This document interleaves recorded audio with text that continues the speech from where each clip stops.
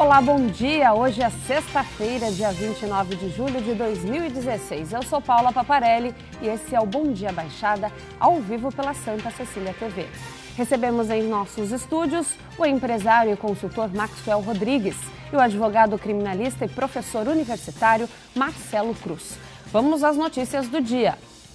O advogado da presidente afastada Dilma Rousseff, o ex-ministro José Eduardo Cardoso, entregou nesta quinta-feira as alegações finais da petista na fase intermediária do processo de impeachment. O documento foi entregue na comissão especial que analisa o caso no Senado. Com a entrega das alegações da defesa, abre-se o prazo para a elaboração do parecer do relator do caso Antônio Anastasia, do PSDB. O parecer, que deve ser lido na próxima terça-feira, deverá dizer se Dilma deve ou não ir a julgamento final.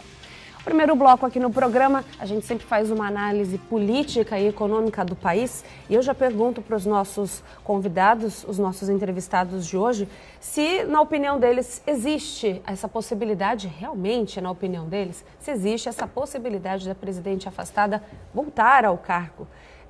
Bom dia, obrigado pela presença aqui no programa, por ter aceitado o nosso convite. Maxwell. Bom dia, Paula. Bom dia, doutor Marcelo. Bom dia a todos os telespectadores. É evidente que esse processo ele é um processo não único e exclusivamente jurídico, mas também um processo político, como todos vêm citando já há algum tempo. Haja vista hoje como vem se comportando principalmente a economia e, consequentemente, a estrutura política da forma como ela vem sendo desenhada, eu acho que muito dificilmente a presidente Dilma tenha condições de voltar ao poder do país, como a gente já vinha relatado há algum tempo. Haja vista tudo aquilo que vem sendo desenvolvido dentro do cenário político e jurídico também, Paula. Bom dia, professor. Bom dia, Paula. Bom dia, meu amigo Maxwell. Gostaria de inicialmente parabenizar o programa, não só pela sapiência dos debatedores, da apresentadora, mas sobretudo pelo carinho realmente que tratam cada tema aqui. Então, os meus parabéns já registrado e bom dia a todos os telespectadores. Eu acrescentaria também, fazendo eco à voz do Maxwell, trata-se de ano eleitoral, né? Então uma situação atípica, o clamor público em cima do tema é inegável realmente, então assim, o relator, eu venho acompanhando o trabalho dele também, ele vem tendo assim um cuidado também técnico, para que não deixe nenhuma brecha realmente e que não demonstre uma imparcialidade no trabalho a ser realizado. Então, eu creio, né, que nós temos uma coisa que nós chamamos em dubio pro società. O que é? Em alguns momentos, o interesse da sociedade deve prevalecer. E eu creio realmente que quase que remota a chance dela de retorno ao poder. Aproveitando, como é que o senhor avalia o atual cenário do país, já com o presidente interino Michel Temer no poder? É uma expectativa, né, de um amanhã melhor. A nossa economia, nós estamos notando que ela vem tentando se entrar no eixo, novos investidores estão chegando novamente ao país, então está criando realmente uma expectativa realmente favorável e que a gente espere que sopre esse vento daqui para melhor, evidentemente, né? Maxwell, como é que você analisa? O governo interino vem tomando medidas corretas para a nossa economia?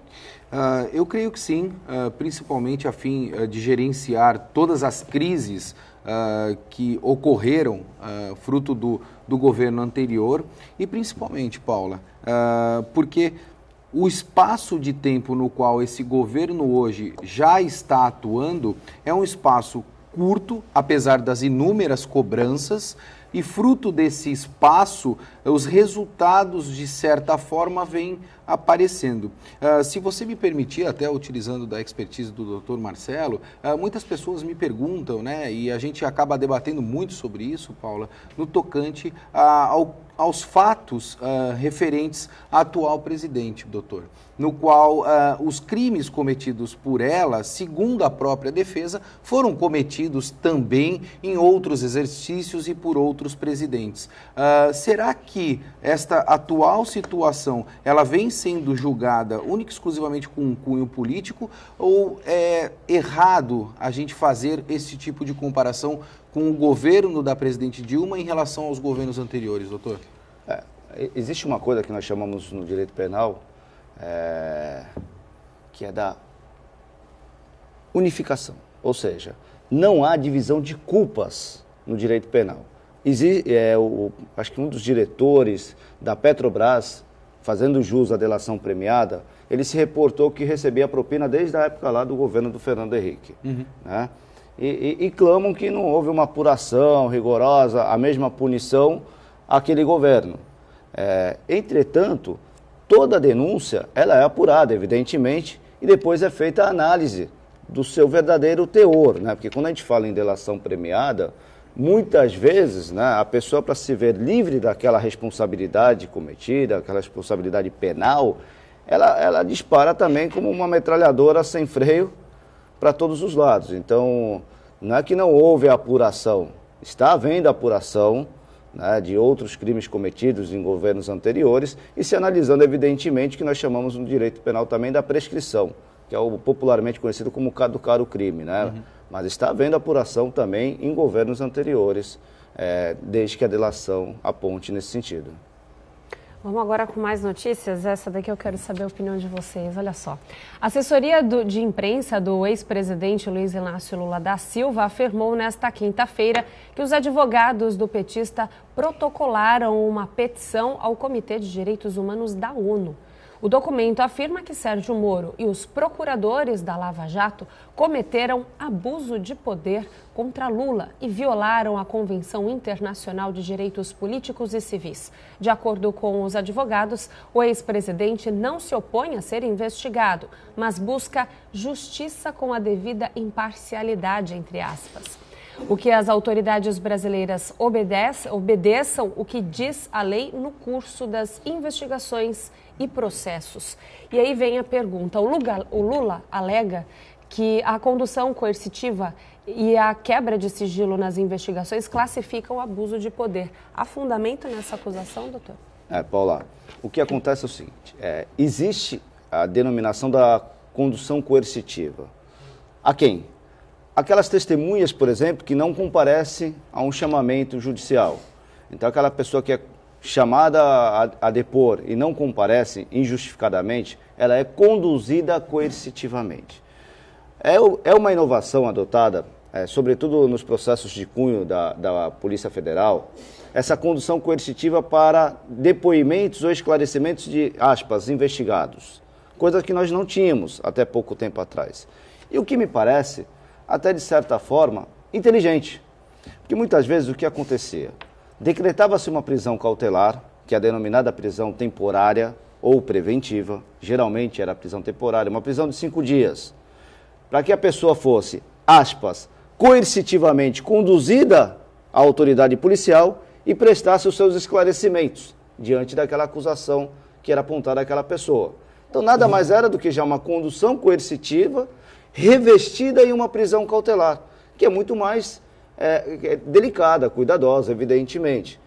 Alguns magistrados, assim, até mais, eu diria, cautelosos, ao revés de decretar a prisão temporária, que atinge muito mais o ser humano, evidentemente, ele conduz coercitivamente aquele investigado para que preste esclarecimento. Prestou esclarecimento, assinou, ele retorna para sua casa sem, evidentemente, força policial. E depois há uma avaliação, uma análise do crivo daquela colheita de provas.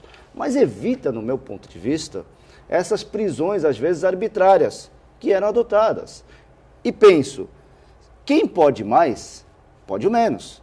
Se eu, como juiz, posso decretar uma prisão preventiva, devidamente legal, eu posso menos. Eu posso solicitar que ele vá, preste o depoimento e depois seja liberado. Nada mais é do que a condução coercitiva. Senão nós vamos voltar a tempos atrás, onde decretavam-se prisões temporárias com a única finalidade, qual? de conduzir coercitivamente aquela pessoa para prestar esclarecimento. Depois eu revogo a prisão temporária. Então, assim, penso que é uma discussão, é um último suspiro, evidentemente, do ex-presidente Luiz Inácio, mas uma discussão que, no meu ponto de vista, pode ter reflexo muito negativo no ordenamento penal brasileiro. Rapidamente, Maxwell. Eu tenho um entendimento em relação a todo esse cenário. Inicialmente, é evidente notar que o Lula, o Luiz Inácio, tentou de toda forma se utilizar do prestígio que ele tinha, principalmente no cenário interno, né, no cenário nacional brasileiro, para necessariamente conseguir se livrar, entre aspas, de toda a acusação que pesava sobre ele. Minha avó dizia isso, Paulo e Marcelo, e eu vejo esse tipo de situação como se segurar em fio desencapado, né?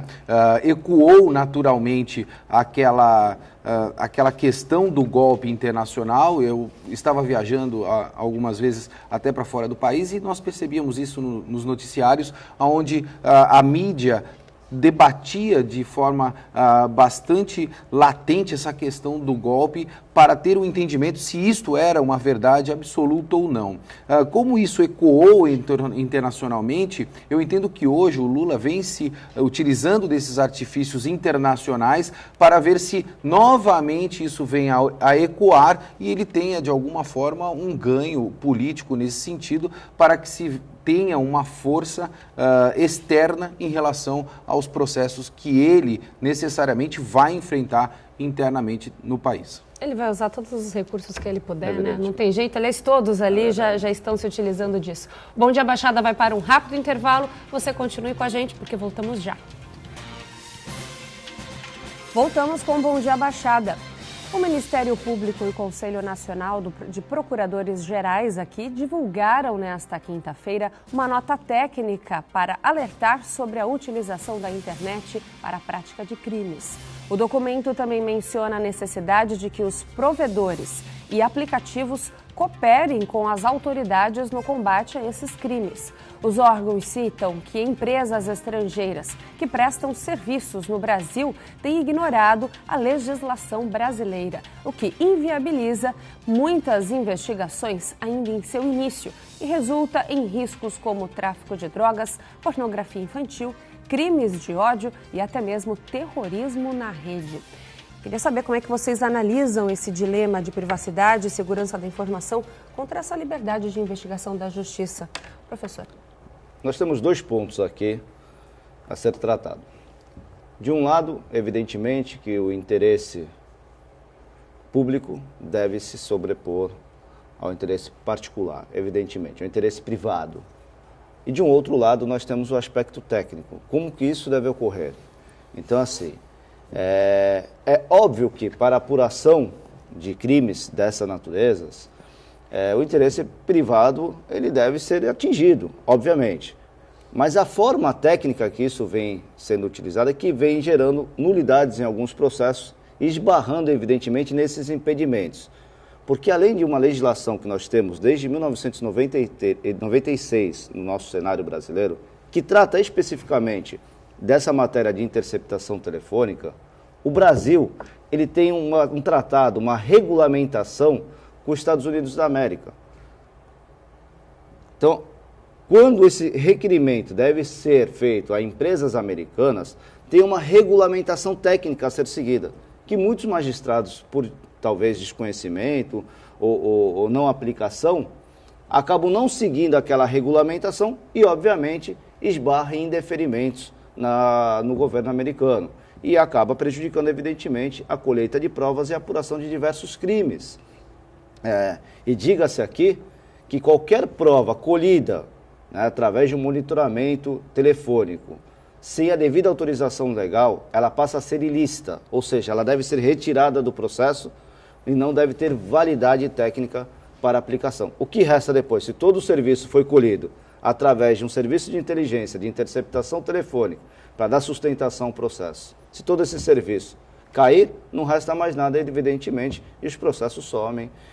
Então, o grande problema que nós enfrentamos é a não adoção daquele tratado, daquela regulamentação que existe entre o Brasil e os Estados Unidos da América.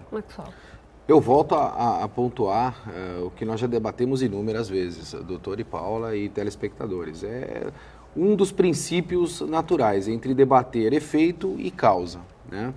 Eu vejo que hoje, principalmente, o poder jurídico, né, a massa jurídica, ela vem desenvolvendo um papel de combater necessariamente o efeito e não a causa. Por que eu digo isso? As ações, ou as últimas ações nesse sentido, elas vêm diretamente afetar uma grande massa populacional na utilização de recursos e de aplicativos e assim sucessivamente, em função principalmente da comunicação entre pessoas que necessariamente estejam presas e pessoas que estão fora dos presídios e possuem uma vida criminosa também.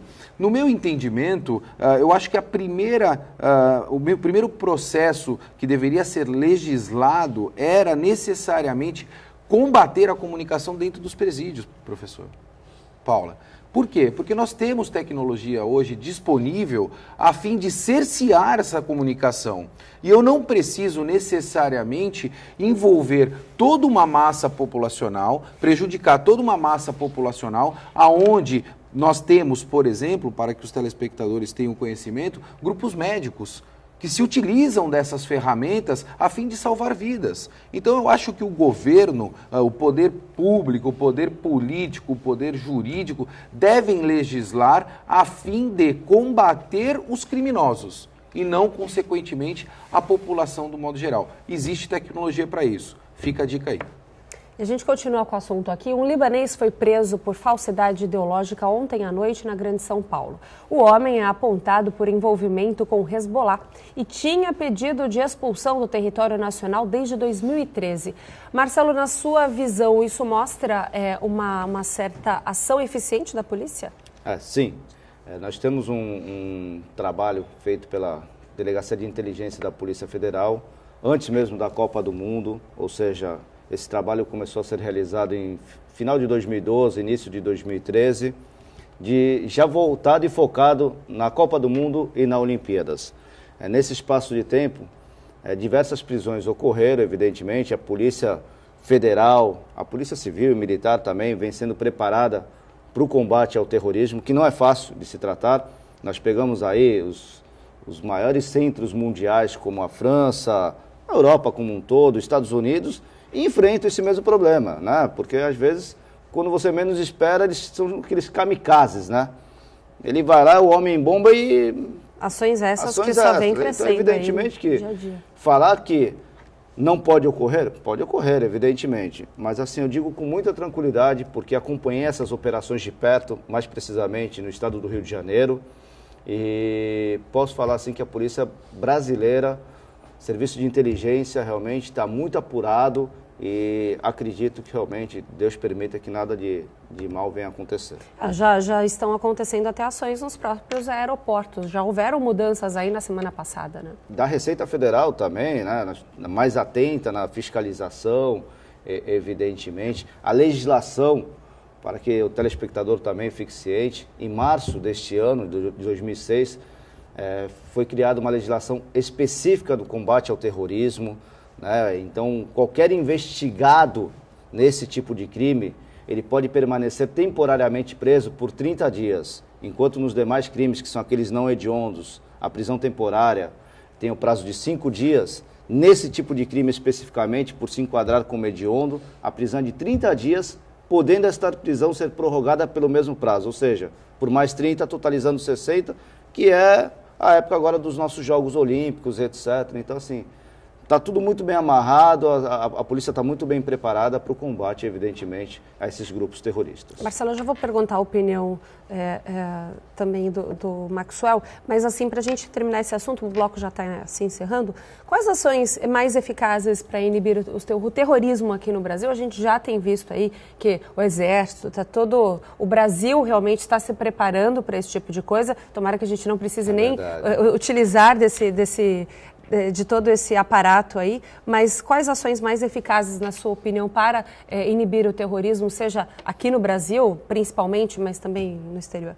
A finalidade deles, né, tanto que a legislação prevê, não é só atentados terroristas, né, tem que ter uma finalidade específica para se enquadrar nessa legislação especiais, que seria voltada aqui à religião, à crença, à etnia, ok? Então, assim, evitar que ele perca aquela finalidade, ninguém vai evitar, evidentemente, porque isso já está implícito naquele grupo. Mas o trabalho de inteligência que vem sendo criado, né? A ligação da polícia brasileira com a polícia americana, que vem sendo assim nesses últimos tempos muito constante, vai prevenir com que aquilo aconteça. É só evitar, não tem jeito. Então, o trabalho de inteligência, né, através de serviços de troca de informações, de serviços de inteligência da Polícia Federal, é o que vai ser o ponto já principal. Feito, né? Já está sendo feito, e não de hoje, tá? Diga-se de passagem, para tranquilizar. Já de 2, 3 anos atrás. Desde a época da Copa. Então, antes da Copa já acontecia isso. Maxwell, rapidamente, temos menos de 30 segundos, mas você tá escolado aqui já. Paula, as pessoas me perguntam, né, Maxwell, você acha que vai ocorrer alguma coisa nos Jogos Olímpicos do Rio de Janeiro? Eu acho que a preocupação a gente precisa ter. Sim. É natural. Eu acho que as forças, tarefas estão aí, os estudos, as prevenções, elas vêm sendo desenvolvidos, mas, como a gente sempre comenta, fere todos os protocolos de segurança já criados até hoje, essa modalidade do terrorismo, porque atenta diretamente à vida. Então, eu acho que a preocupação existe, ela deve existir. Eu acho que todas as forças que estão hoje mobilizadas no Rio de Janeiro, elas devem estar muito atentas a este processo, e quero a Deus que não venha ocorrer nenhum tipo de problema nos Jogos Olímpicos do Rio de Janeiro, no nosso país, Paulo. Tá certo, eu agradeço a participação aqui do professor Marcelo. Ele fica por aqui no nosso programa, no próximo bloco vem um outro entrevistado. Agradeço aqui a sua presença, a participação sempre esclarecedora. Obrigada, professor. Eu que agradeço, Marcelo. E desejo que Deus abençoe bastante o seu caminho, que eu sei que é brilhante. Obrigada. Maxwell continua aqui no programa. Bom Dia Baixada vai para um rápido intervalo. Você continue com a gente, voltamos já. Voltamos com Bom Dia Baixada. A interrupção de aproximadamente 16 horas no tráfego aquaviário do Porto de Santos no começo dessa semana acarretou prejuízo pelo menos de R$800 mil. O acordo com a Companhia Docas do Estado de São Paulo, de acordo com a Companhia Docas, a densa neblina que abriu a Baixada Santista alterou a programação de 15 navios. A determinação para que o canal de navegação fosse fechado partiu da Companhia dos Portos de São Paulo, visando a segurança devido à baixa visibilidade. E nós começamos agora o quadro Agenda do Porto, que vai ao ar toda sexta-feira com temas relacionados ao maior porto da América Latina. Na bancada permanece o empresário e consultor Maxwell Rodrigues. O nosso convidado especial de hoje é o empresário Luiz Simões, diretor da Modal GR, consultoria de tecnologia da informação com foco no mercado logístico e portuário, que atua em Manaus, Espírito Santo, Rio de Janeiro e Santos. Seja bem-vindo, Luiz. Obrigado pela participação aqui no programa. Bom dia, Paulo. Bom dia, Maxwell. Queria agradecer, é um prazer estar aqui. Muito obrigado pelo convite. Com toda certeza, o prazer é nosso. E a gente já abre trazendo essa notícia da questão da baixa visibilidade. A gente já quer saber por que não se investe em estudos para esse tipo de problema, Maxwell?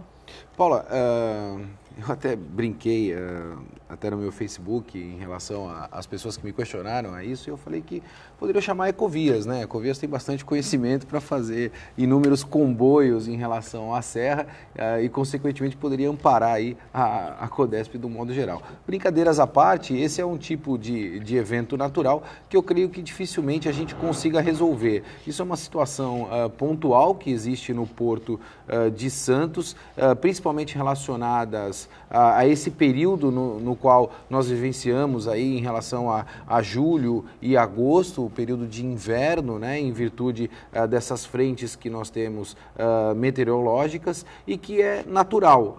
O Porto de Santos enfrenta isso e outros portos enfrentam outros tipos de problema. O que é importante ter é um planejamento a fim de suprir esses problemas naturais que ocorrem no Porto de Santos. Eu creio que a implantação do VTMS numa segunda fase, porque essa primeira fase eu creio que ela ainda possui algumas áreas de sombra para fazer o monitoramento efetivo total dos navios, possa vir a contribuir, caso também exista uma integração entre essa plataforma do VMS e principalmente os terminais privados, a fim de planejar e programar com mais eficiência o Porto de Santos em virtude de eventos como esse, Paulo.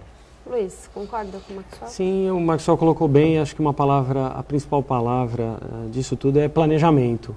Quando a gente fala de eventos não previstos ou eventos, sejam eles naturais ou não, acho que o planejamento é a chave para resolver isso e poder saber o que fazer no caso de problemas não previstos.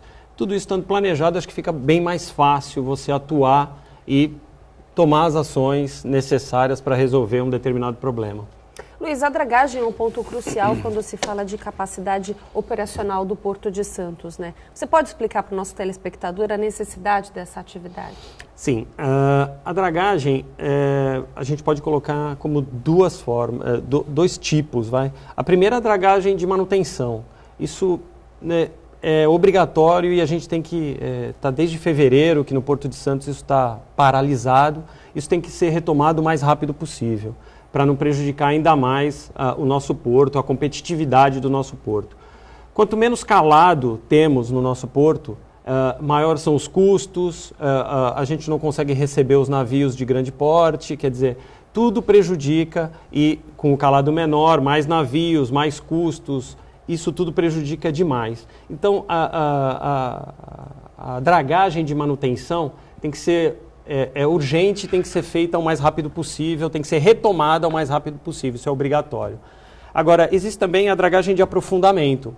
Isso é um tema recorrente, sempre aparece e futuro a gente tem que discutir bastante isso, porque os navios estão aumentando de tamanho, existe a necessidade cada vez maior de a gente ter um calado mais profundo.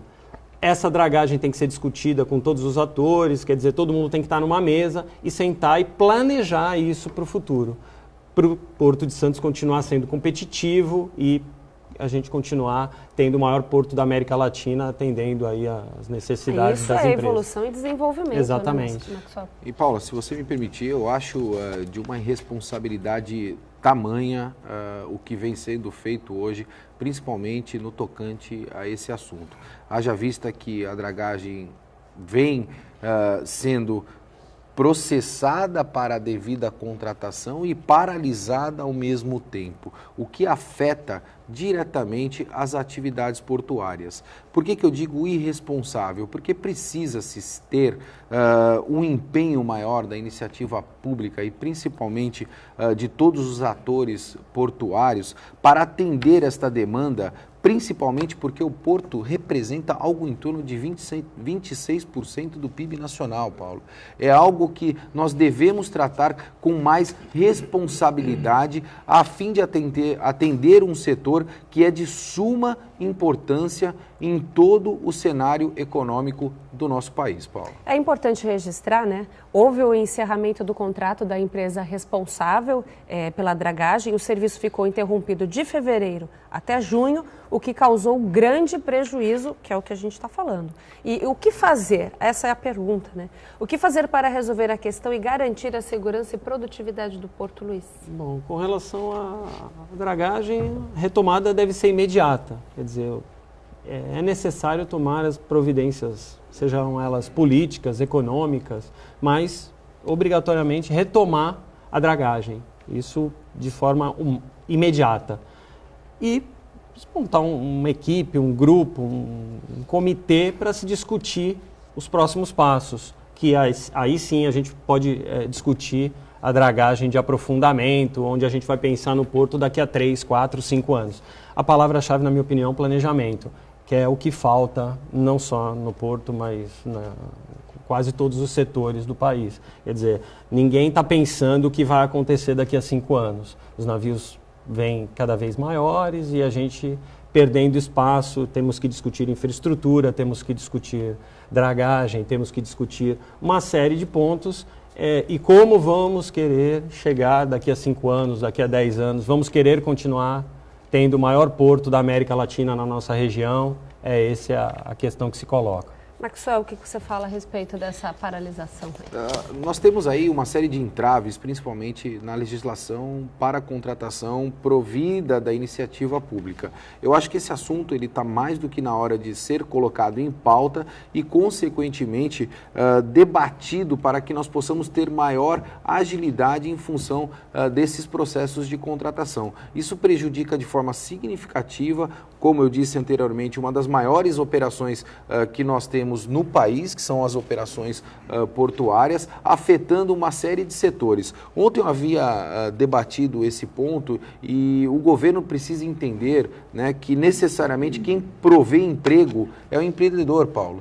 E o governo precisa dar suporte ao empreendedor para que ele consiga prover emprego e, consequentemente, atender toda a demanda de uma determinada cadeia, de um determinado departamento ou, consequentemente, de uma área. Isso é de suma importância. Esse processo da dragagem vem se arrastando há muito tempo. Eu tive, juntamente com o antigo ministro, o Jader, na Concais, a fim de assinar a ordem de serviço para esse tipo de atuação da empresa no Porto de Santos, e isso foi prorrogado por 1 vez, 2 vezes, 3 vezes, 4 vezes, e aí eu fico me perguntando, o que falta para a iniciativa pública se reunir a fim de trancar todos numa sala e resolver todos os entraves nesse processo para atender uma demanda de um segmento que é de suma importância para o nosso país.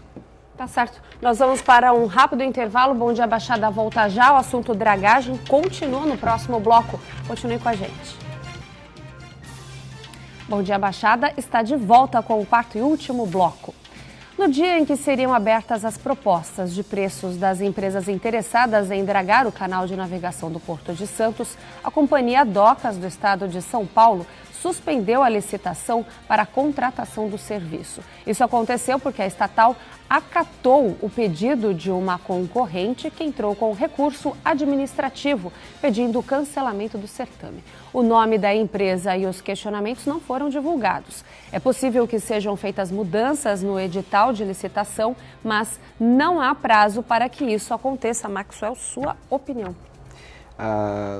Eu quero crer que um processo como esse, ele deve atender todas as normativas vigentes na legislação, Paula. E para que isso seja feito, e principalmente em virtude da importância desse processo, eu quero crer que todos os atores envolvendo aí, seja o Tribunal de Contas da União, seja consequentemente a Procuradoria, devam se reunir a fim de elaborar um termo de referência adequado para que situações como essa não venham a ocorrer e nós venhamos a ter aí uma perda de prazo enorme em relação à contratação de um serviço de suma importância como esse. Ou seja, o Luiz havia comentado, e a gente debate muito nisso, é uma questão de planejamento, ou seja, precisa se estruturar um trabalho muito mais bem elaborado a fim de se não perder tempo lá na frente, ou seja, isso demonstra claramente aí que o termo de referência possui alguns problemas em prol do serviço a ser contratado,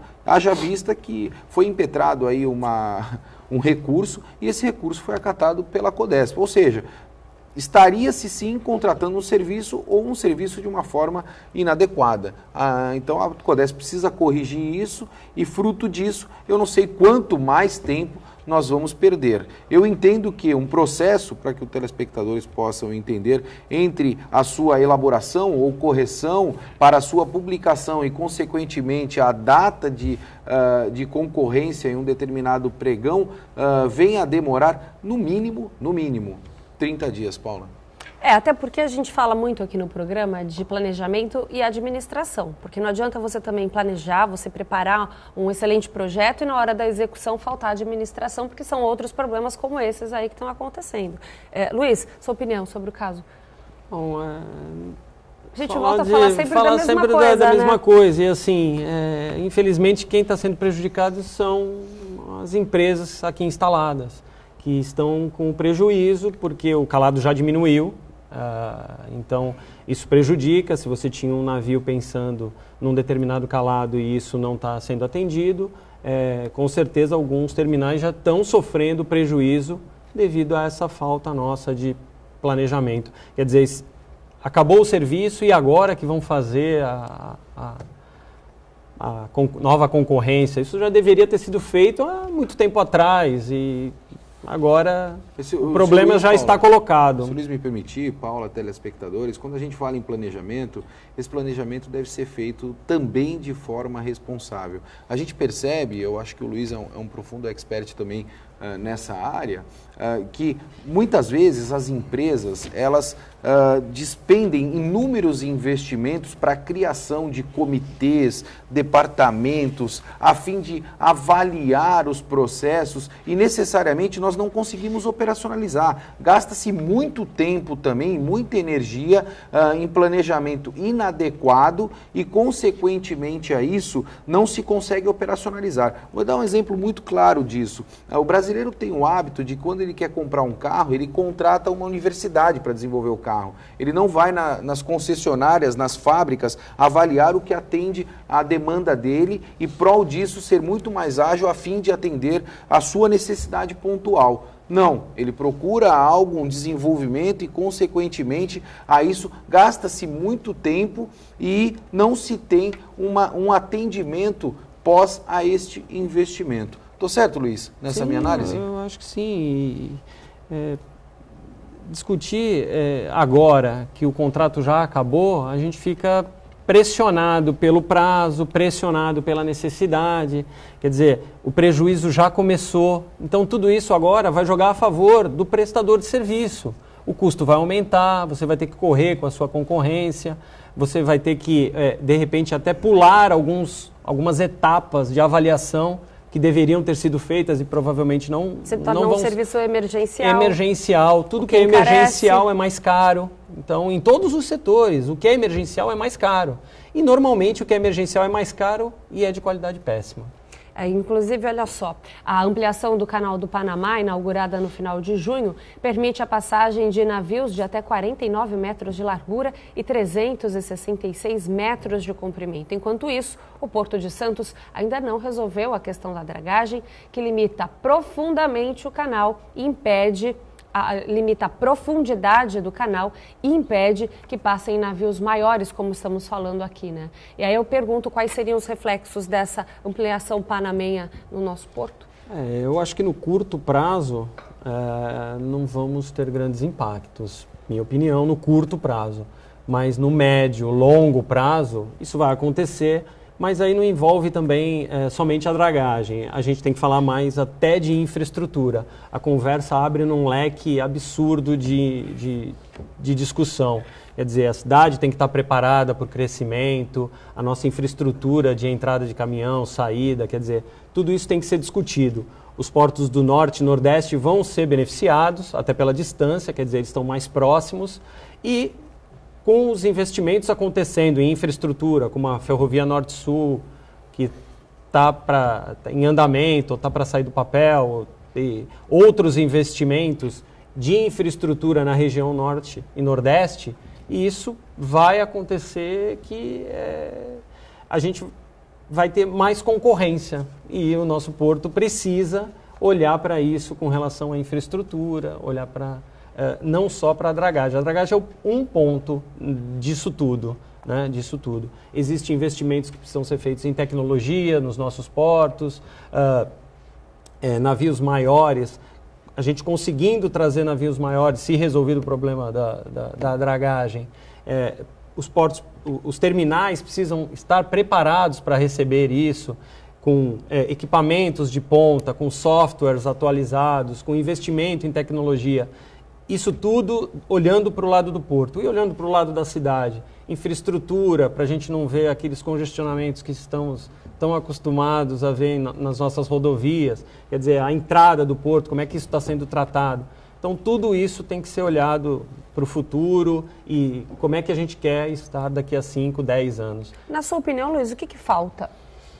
Eu acho que falta, de novo, posso parecer repetitivo, mas falta entender o que o porto, onde o porto vai chegar daqui a 10 anos. A gente não tem essa visão.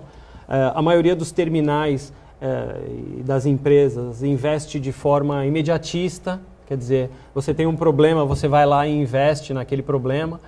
As próprias empresas não têm esse planejamento de longo prazo. Só pagam incêndios. Quando a gente investe em tecnologia, por muitas vezes, até por ordem legal, é inadmissível uma empresa investir em tecnologia, porque a Receita Federal Brasileira exige que ela invista em tecnologia. E isso acontece nos portos. Quer dizer, é a mesma coisa que a Receita Federal exigisse que os bancos investissem em tecnologia, porque ela precisa dos dados dos correntistas. Quer dizer, o banco ele investe em tecnologia para prestar melhor serviço, para garantir a qualidade do serviço, e isso deveria ser da mesma forma nos portos, quer dizer, nos terminais portuários, nos portos brasileiros. Eu não estou falando só do Santista, eu estou falando dos portos brasileiros. Quer dizer, nos últimos anos, tecnologia foi visto como gasto. Isso é um grande problema. Tecnologia é investimento, tecnologia é qualidade, tecnologia é você conseguir prestar um bom serviço para o teu cliente. E você olhando para frente e vendo a tecnologia te trazendo esses benefícios, eu não tenho dúvida que muitos dos nossos problemas enfrentados hoje seriam resolvidos. Quer dizer, se esperou ter um caos na nossa rede de estradas para a gente investir em tecnologia que fizesse um agendamento. Quando isso, em outros países, já acontece. O próprio VTMS, que a gente está discutindo, que o Maxwell tocou no assunto, funciona em outros países há 40 anos. Não existe novidade. Como o Maxwell diz, nosso porto está atrasado quantos anos, Maxwell? Eu tinha dito, Paula, no nosso a gente primeiro começa programa a falar... há 20 anos. O Bendi, na última semana, na entrevista que nós tivemos com ele, o vice-presidente mundial da empresa que fez Rotterdam, ele aumentou em mais 10. Então, nós já estamos falando em algo de 30 anos. Mas temos, e hoje, conversando com o Luiz, vai aumentar eu acho que nós vamos acrescentar mais um pouquinho. A gente né? tem tecnologia, então isso é dado, quer dizer, a gente tem tecnologia sendo usada há 40 anos em outros países. 40 anos, e que não são usadas no país. Quer dizer, é um atraso absurdo. Quando o pessoal de fora, como o Benji, eu conheço, vem no Brasil e visita nossos terminais, ele fica com a sensação de que está na idade da pedra. Deve dar desespero. Maxwell, a gente está encerrando o programa, mas as suas considerações a respeito desse assunto. Eu sempre vou ser um profundo motivador de todo esse processo portuário, principalmente pela demanda que existe internacional, né, Paulo? Eu acho que hoje a gente está vivenciando um novo tempo no qual principalmente a demanda internacional vem pressionando os portos brasileiros a fim de serem mais competitivos e, consequentemente, ter uma capacidade operacional melhor. Por que eu digo isso? Porque se existia-se há muito tempo um foco em armazenagem no primeiro estágio que a gente chama, né?